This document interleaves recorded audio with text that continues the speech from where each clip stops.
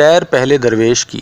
پہلا درویش دو زانوں ہو بیٹھا اور اپنی سیر کا قصہ اس طرح سے کہنے لگا: یا معبود اللہ، ذرا ادھر متوجہ ہو اور ماجرا اس بے سر و پا کا سنو۔ یہ سرگزشت میری کان دھر سنو، مجھ کو فلک نے کر دیا زیر و زبر سنو۔ جو کچھ کے پیش آئی ہے شدت میرے تئیں، اس کا بیاں کرتا ہوں تم سر بسر سنو۔ اے یاران، میری پیدائش اور وطن بزرگوں کا ملک یمن ہے۔ والد اس عاجز کا ملک التجار خواجہ احمد نام بڑا سوداگر تھا۔ اس وقت میں کوئی مہاجن یا بیوپاری ان کے برابر نہ تھا۔ اکثر شہروں میں کوٹھیاں اور گماشتے خرید و فروخت کے واسطے مقرر تھے اور لاکھوں روپے نقد اور جنس ملک کی گھر میں موجود تھی۔ ان کے ہاں دو لڑکے پیدا ہوئے، ایک تو یہی فقیر جو کفنی سلی پہنے ہوئے مرشدوں کی حضوری میں حاضر اور بولتا ہے، دوسری میری ایک بہن جس کو قبلہ گاہ نے اپنے جیتے جی شہر کے سوداگر بچے سے شادی کر دی تھی۔ وہ اپنی سسرال میں رہتی تھی۔ غرض جس کے گھر میں اتنی دولت اور ایک لڑکا ہو، اس کے لاڈ پیار کا کیا ٹھکانہ ہے۔ مجھ فقیر نے بڑے چاو چوز سے ماں باپ کے سائے میں پرورش پائی اور پڑھنا لکھنا، سپاہ گری، سوداگری، بہی کھاتا، روزنامہ سیکھنے لگا۔ 14 برس تک نہایت خوشی اور بے فکری میں گزری۔ کچھ دنیا کا اندیشہ دل میں نہ آیا۔ یک بیک ایک ہی سال میں والدین قضائے الہی سے مر گئے۔ عجب طرح کا غم ہوا جس کا بیان نہیں کر سکتا۔ ایک بارگی یتیم ہو گیا، کوئی سر پر بوڑھا بڑا نہ رہا۔ اس مصیبت ناگہانی سے رات دن رویا کرتا۔ کھانا پینا سب چھوٹ گیا۔ 40 دن تک جوں توں کٹے۔ چہلم میں اپنے بیگانے چھوٹے بڑے سب جمع ہوئے۔ جب فاتحہ سے فراغت ہوئی تو سب نے فقیر کو باپ کی پگڑی بندھوائی اور سمجھایا، دنیا میں سب کے ماں باپ مرتے آئے ہیں اور اپنے تئیں بھی ایک روز مرنا ہے، بس صبر کرو اور اپنے گھر کو دیکھو۔ اب باپ کی جگہ تم سردار ہوئے، اپنے کاروبار لین دین سے ہوشیار رہو۔ تسلی دے کر رخصت ہوئے۔ گماشتے کاروباری نوکر چاکر جتنے تھے آن کر حاضر ہوئے، نظریں دیں اور بولے، کوٹھی نقد و جنس کی اپنی نظر مبارک سے دیکھ لیجئے۔ ایک بارگی جو اس دولت بے انتہا پر نگاہ پڑی، آنکھیں کھل گئیں۔ دیوان خانے کی تیاری کو حکم کیا۔ فراشوں نے فرش ورش بچھا دیا، چھت پردے چلونے تکلف سے لگا دیں اور اچھے اچھے خدمتگار دیدہ رو نوکر رکھے۔ سرکار سے زرق برق کی پوشاکیں بنوا دیں۔ فقیر مسند پر تکیہ لگا کر بیٹھا۔ ویسے ہی آدمی گنڈے پھانکڑے، مفت پر کھانے پینے والے، جھوٹے خوش آمدی آ کر آشنا ہوئے اور مصاحب بنے۔ ان سے 8 پہر صحبت رہنے لگی۔ ہر کہیں کی باتیں ہوائی توائی ادھر ادھر کی کرتے اور کہتے، اس جوانی کے عالم میں کیتکی کی شراب یا گل گلاب کھچوائیے، نازنین معشوقوں کو بلوا کر ان کے ساتھ پیجیے اور عیش کیجیے۔ غرض آدمی کا شیطان آدمی ہے۔ ہر دم کے کہنے سننے سے اپنا بھی مزاج بہک گیا۔ شراب، ناچ اور جوئے کا چرچا شروع ہوا۔ پھر تو یہ نوبت پہنچی کہ سوداگری بھول کر تماش بینی کا اور لینے دینے کا سودا ہوا۔ اپنے نوکر اور رفیقوں نے جب یہ غفلت دیکھی تو جس کے ہاتھ جو پڑا الگ ہو گیا، گویا لوٹ مچا دی۔ کچھ خبر نہ تھی کتنا روپیہ خرچ ہوتا ہے، کہاں سے آتا ہے، کہاں جاتا ہے۔ مال مفت دل بے رحم۔ اس فضول خرچی کے آگے اگر گنج قارون بھی ہوتا تو وہ بھی وفا نہ کرتا۔ کئی برس کے عرصے میں ایک بارگی یہ حالت ہوئی کہ فقط ٹوپی اور لنگوٹ باقی رہی۔ دوست آشنا جو دانت کاٹی روٹی کھاتے تھے اور چمچہ بھر خون اپنا ہر بات میں زبان سے نثار کرتے تھے، کافور ہوئے۔ بلکہ راہ باٹ میں اگر کہیں بھیٹ ملاقات ہو جاتی تو آنکھیں چرا کر منہ پھیر لیتے اور نوکر چاکر خدمتگار سب چھوڑ کر کنارے لگے۔ کوئی بات کا پوچھنے والا نہ رہا جو کہے یہ تمہارا کیا حال ہوا۔ سوائے غم اور افسوس کی کوئی رفیق ٹھہرا نہیں۔ اب دمڑی کی ٹھڈیاں میسر نہیں جو چبا کر پانی پیوں۔ 2-3 فاقے کڑاکے کھینچے، تاب بھوک کی نہ لا سکا۔ لاچار بے حیائی کا برقع منہ پر ڈال کر یہ قصد کیا کہ بہن کے پاس چلیں۔ لیکن یہ شرم دل میں آتی تھی کہ قبلہ گاہ کی وفات کے بعد نہ بہن سے کچھ اچھا سلوک کیا، نہ خالی خط لکھا، بلکہ اس نے 2-1 خط جو لکھے ان کا بھی جواب نہ دیا۔ اس شرمندگی سے جی تو نہ چاہتا تھا، پر سوائے اس گھر کے اور کوئی ٹھکانہ نظر نہ آیا۔ جوں توں پا پیادہ خالی ہاتھ گرتا پڑتا ہزار محنت سے کئی منزلیں کاٹ کر ہمشیر کے گھر جا پہنچا۔ وہ ماں جائی میرا یہ حال دیکھ کر بلائیں لے اور گلے مل کر بہت روئی۔ تیل مالش اور کالے ٹکے مجھ پر سے صدقے کیے۔ کہنے لگی اگرچہ ملاقات سے دل بہت خوش ہوا لیکن بھیا تمہاری یہ کیا صورت بنی؟ اس کا جواب میں کچھ نہ دے سکا، آنکھوں میں آنسو ڈبڈبا کر چپ رہا۔ بہن نے جلدی خاصی پوشاک سلوا کر حمام میں بھیجا، نہا دھو کر وہ کپڑے پہنے، ایک مکان اپنے پاس بہت اچھا تکلف کا میرے رہنے کو مقرر کیا۔ صبح کو شربت اور لوازمات، حلوہ سون، پستہ، مغزی ناشتے کو، اور تیسرے پہر میوے خشک و تر، پھل پھلاری، اور رات دن دونوں وقت پلاؤ، نان، قلیے، کباب مزیدار منگوا کر اپنے روبرو کھلا کر جاتی۔ میں نے دوبارہ جب آرام پایا خدا کی درگاہ میں ہزار ہزار شکر بجا لایا۔ کئی مہینے اس فراغت سے گزرے کہ پاؤں اس خلوت سے باہر نہ رکھا۔ ایک دن وہ بہن جو بجائے والدہ کیے میرے خاطر رکھتی تھی، اے بیرن تو میری آنکھوں کی پتلی اور ماں باپ کی موئی مٹی کی نشانی ہے، تیرے آنے سے میرا کلیجہ ٹھنڈا ہوا۔ جب تجھے دیکھتی ہوں باغ باغ ہو جاتی ہوں۔ تو نے مجھے نہال کیا، لیکن مردوں کو خدا نے کمانے کے لیے بنایا ہے، گھر میں بیٹھے رہنا ان کو لازم نہیں۔ جو مرد نکھٹو ہو کر گھر سیتا ہے اس کو دنیا کے لوگ تانا مارتے ہیں، خصوصاً اس شہر کے آدمی چھوٹے بڑے بے سبب تمہارے رہنے پر کہیں گے اپنے باپ کی دولت دنیا کھو کھا کر بہنوئی کے ٹکڑوں پر آن پڑا۔ یہ نہایت بے غیرتی اور میری اور تمہاری ہنسائی ہے، اور ماں باپ کے نام کو سبب لاج لگنے کا ہے۔ نہیں تو میں اپنے چمڑے کی جوتیاں بنا کر تجھے پہناؤں اور کلیجے میں ڈال کر رکھوں۔ اب یہ صلاح ہے کہ سفر کا قصد کرو، خدا چاہے تو دن پھریں اور اس حیرانی اور مفلسی کے بدلے خاطر جمعی اور خوشی حاصل ہو۔ یہ بات سن کر مجھے بھی غیرت آئی اور اس کی نصیحت پسند آئی۔ جواب دیا، اچھا اب تم ماں کی جگہ ہو، جو کہو سو کروں۔ یہ میری مرضی پا کر گھر میں جا کے 50 توڑے اشرفی کے اصیل اور لونڈیوں کے ہاتھوں میں لوا کر میرے آگے لا رکھے اور بولی، ایک قافلہ سوداگروں کا دمشق کو جاتا ہے، تم ان روپوں سے جنس تجارت کی خریدو، ایک تاجر ایماندار کے حوالے کر کے دستاویز پکی لکھوا لو۔ آپ بھی قصد دمشق کا کرو، وہاں جب خیریت سے جا پہنچو اپنا مال منافع کے ساتھ بیچ دو۔ میں وہ نقد لے کر بازار میں گیا، اسباب سوداگری کا خرید کر ایک بڑے سوداگر کے سپرد کیا۔ وہ تاجر دریا کی راہ سے جہاز پر سوار ہو کر روانہ ہوا۔ فقیر نے خشکی کی راہ لی۔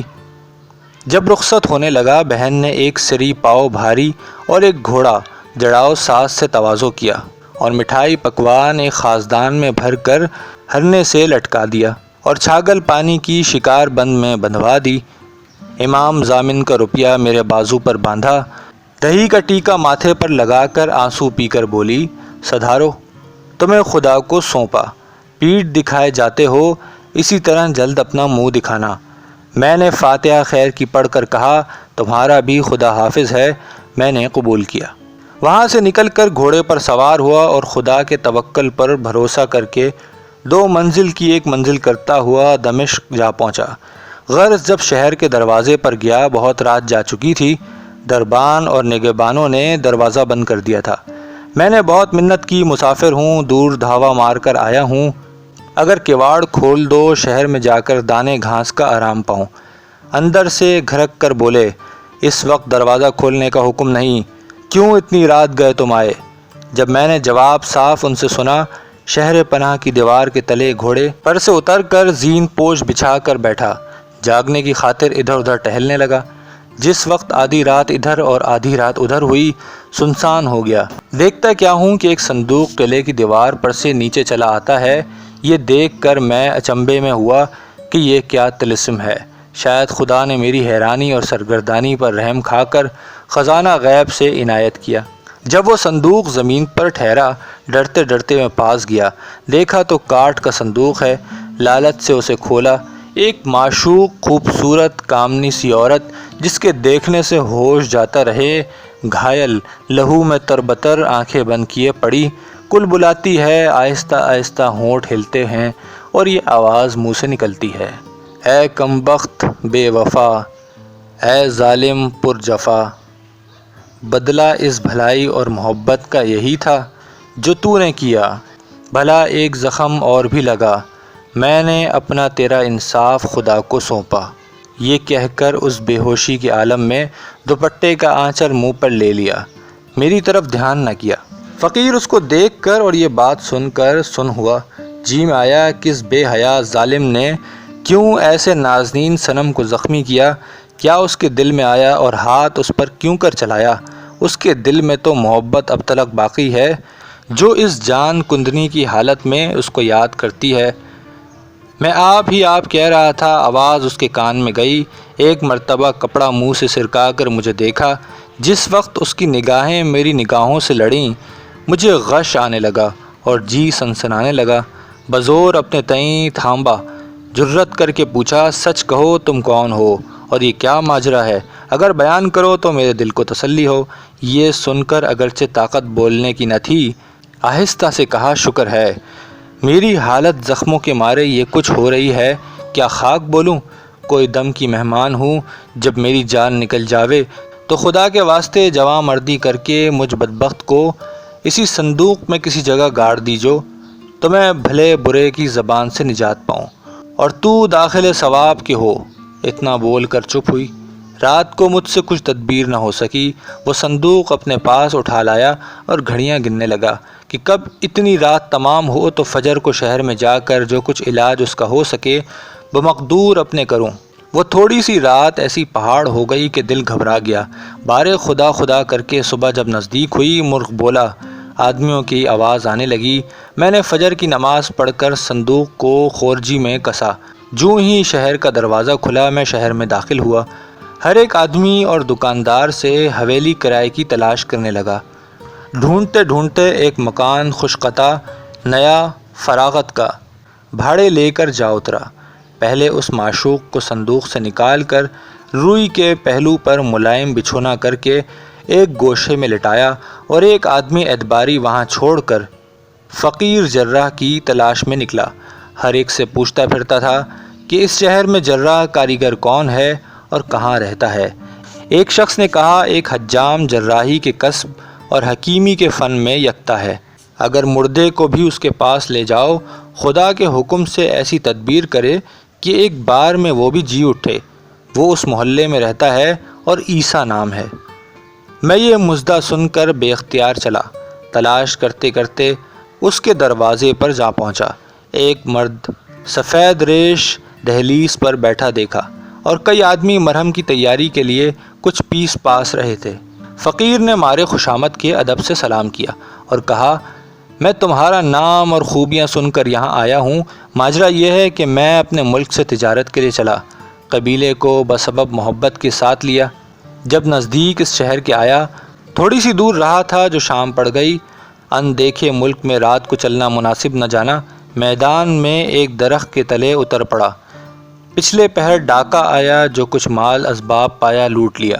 گہنے کے لالچ میں اس بی بی کو بھی گھائل کیا، مجھ سے کچھ نہ ہو سکا۔ رات جو باقی تھی جوتوں کاٹی۔ فجر ہی شہر میں آن کر ایک مکان کرائے کا لیا۔ ان کو وہاں رکھ کر میں تمہارے پاس دوڑا آیا ہوں۔ خدا نے تمہیں یہ کمال دیا ہے، اس مسافر پر مہربانی کرو، غریب خانے تشریف لے چلو، اس کو دیکھو، اگر اس کی زندگی ہوئی تو تمہیں بڑا جس ہوگا اور میں تمہاری عمر بھر غلامی کروں گا۔ عیسیٰ جراح بہت رحم دل اور خدا پرست تھا۔ میری غریبی کی باتوں پر ترس کھا کر میرے ساتھ اس حویلی تک آیا۔ زخموں کو دیکھتے ہی میری تسلی کی، بولا کہ خدا کے کرم سے اس بی بی کے زخم 40 دن میں بھر آویں گے، غسل شفا کا کروا دوں گا۔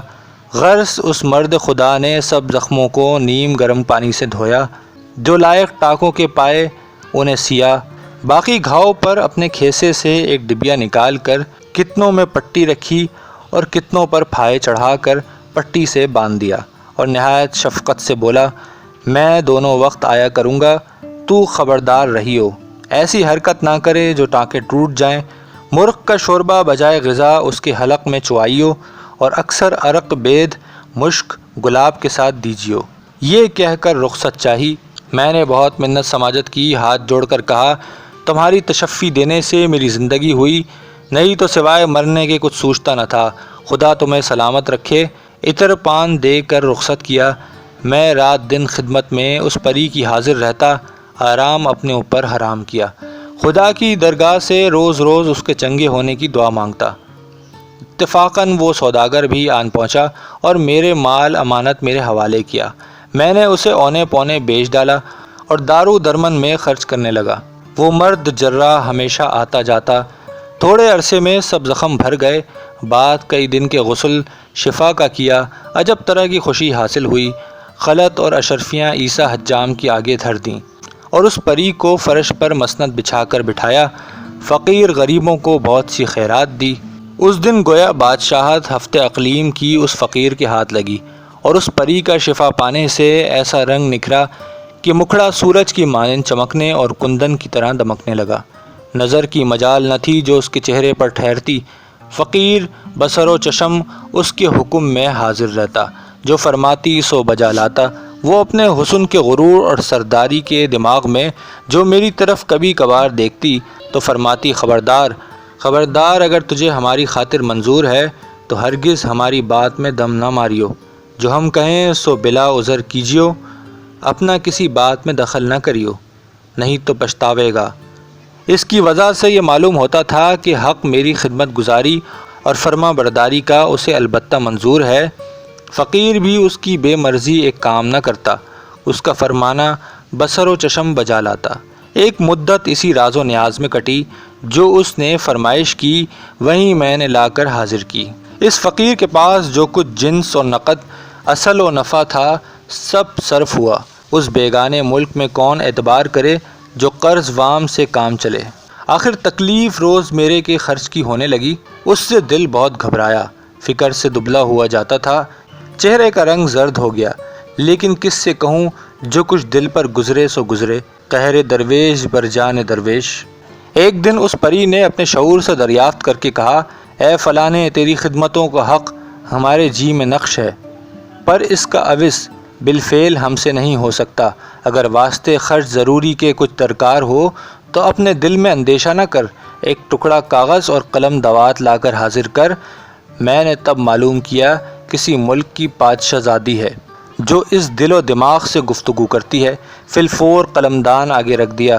اس نازنین نے ایک صفحے پر دستخط خاص کر کے میرے حوالے کیا اور کہا، قلعے کے پاس ترپولیا ہے، وہاں اس کوچے میں ایک حویلی بڑی سی ہے، اس مکان کے مالک کا نام سیدی بہار ہے، تو جا کر اس رقعے کو اس تلک پہنچا دے۔